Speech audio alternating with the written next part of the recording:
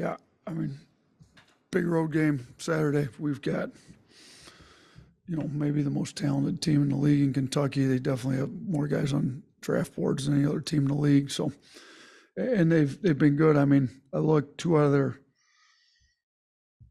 four best defensive performances, and maybe their two best considering who they played have come in the last three games. So, up until that LSU game, those two games previous, they'd really been guarding the road win at Auburn. It's probably the best they looked maybe all year. So I do think they're playing their best basketball. I think they had a little hiccup at LSU, but I think we'll get the best version of Kentucky that anybody's seen all year would be what I expect. So we're going to have to play well. We're, offensively, we've been playing well. Defensively, we're similar to Kentucky in that we're both top 10 offenses, and neither one of us have a defense that's even in the top 70 currently. So we're both, I'm sure Coach Cal's trying to get his guys to guard a lot better, as am I, but, we're both going to be preaching defense, and maybe the first to 100 wins. I don't know. We're going to try to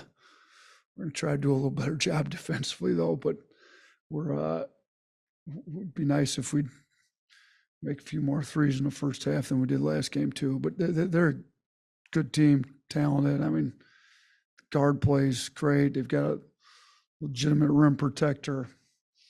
They've got the talent to be a great defensive team, and it looked like it was coming together. Even the LSU game, I didn't think they weren't terrible for sure. They weren't as good as they were the two before, but they're playing their best defensive basketball now of the year, in my opinion. Coach, just want to ask if you had an update on Latrell, and then secondly, with Sam and the way he played this past game, how big is that for his confidence if Latrell can't play? Yeah, Trelly's still being evaluated day to day, and with those, I mean, we haven't practiced yet. We're going to actually practice in Lexington today, so we'll see how today goes. See what happens for tomorrow, and then Sam. Look, we need Sam to play well, like you said. Trelly had been making shots at a high clip.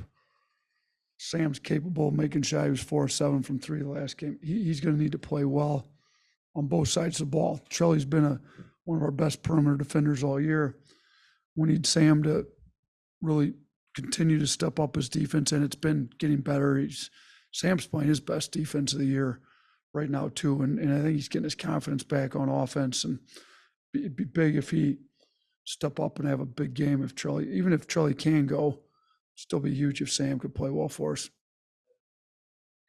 Kind of a late game strategy question. Against Auburn in the home game earlier this year, you fouled up 3 late and then decided not to against Florida. Do you have like a philosophy when it comes to that, or is there one that's analytically better? I mean, we would typically, and it's a good question, and obviously we got you guys thinking a lot of analytics. I like it, but we would typically like to foul up 3.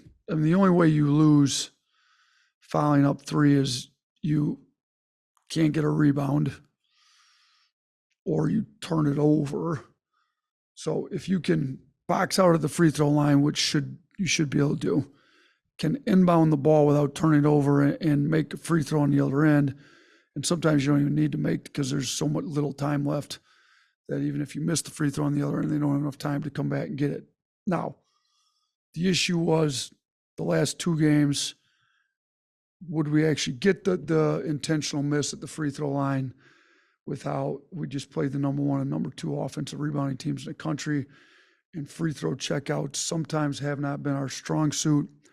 So there's some variation with who you're playing, what type of lineup you have, Pringle being fouled out. Who do we have to put? I mean, Wygay's given up, I don't know how many free throw checkouts on the year. Pringle's fouled out. We got Grant on one side. Who's our other option on the other side to actually box out? There's a few other considerations that go into whether you foul or not. Typically, I would foul though, and I think moving forward, you'd see us probably foul most of the time.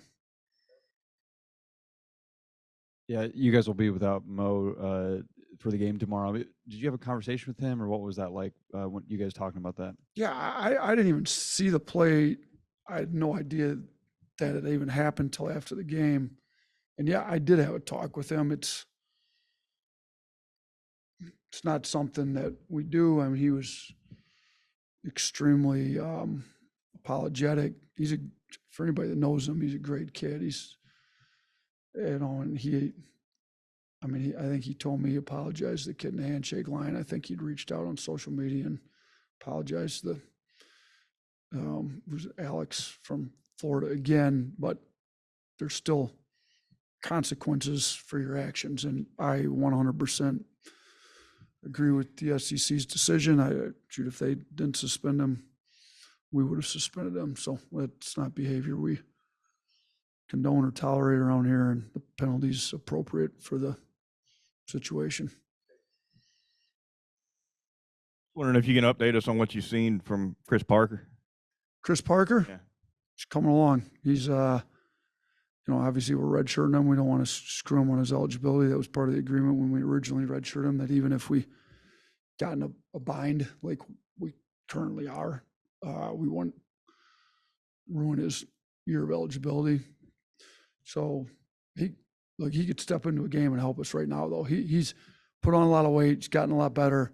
He's a much better defender. He's using his athleticism. He's becoming a better shooter. It's the one area that he's really got to work hard on in the off season, but he has become better. But he's getting better every day in practice, and he's a great kid.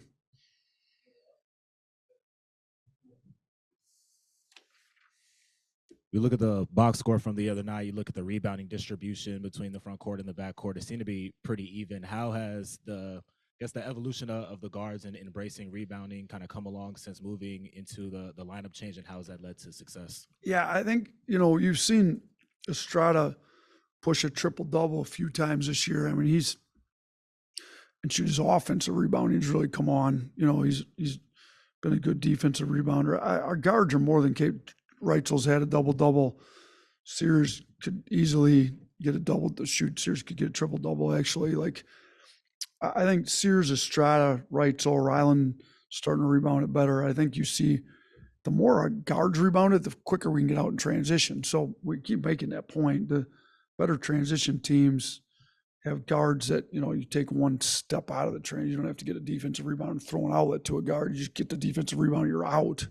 So in some of these really good offensive rebounding teams, your bigs are kind of wrestling with the great rebounders that A&M and Florida had, and then your guards are going to have to come in and get some defensive rebounds, and we've been doing a better job of it. Hopefully we continue to do a better job of it, and we need the whole team to rebound well, but I think, like I said, sometimes your bigs in these games are fighting a war in there, and the guards need to come in and help them rebound a little bit. Sticking with guards, when you watch film, what stands out about Kentucky's backcourt?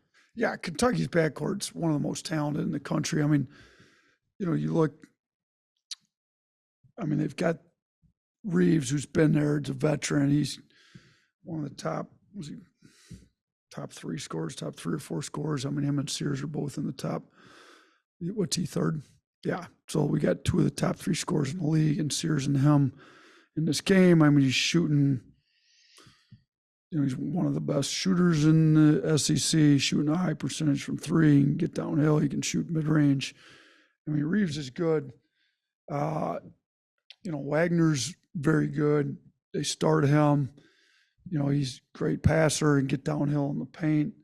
They bring Dillingham off the bench, who right now I think is supposed to be the top rated as far as the draft, like mock drafts go. He's the top rated American guard in the draft. So, and they bring him off the bench. So that tells you how talented their backcourt is. So arguably the best guard prospect in the country for the draft this next year comes off their bench, and he can score it at a ridiculously high level. He shoots it, gets in the paint, does a lot. Reed Shepard's projected lottery pick. He's sixth in the country in steal rate. He doesn't miss many open shots. They're super talented. Our guards that are wanting to prove they belong at the next level got a great opportunity in this game to to guard guys that are on draft boards and prove they can play defense against future pros, because Kentucky has future pros on this roster. So, this may be the most talented backcourt we see all year, and their front court's really good too. So there's a lot of talent on this Kentucky team. We've got some older guys. Obviously, Reeves is older, but a lot of the rest of their backcourt's a lot younger. So, our experienced guys are going to have to play well against some young, talented kids.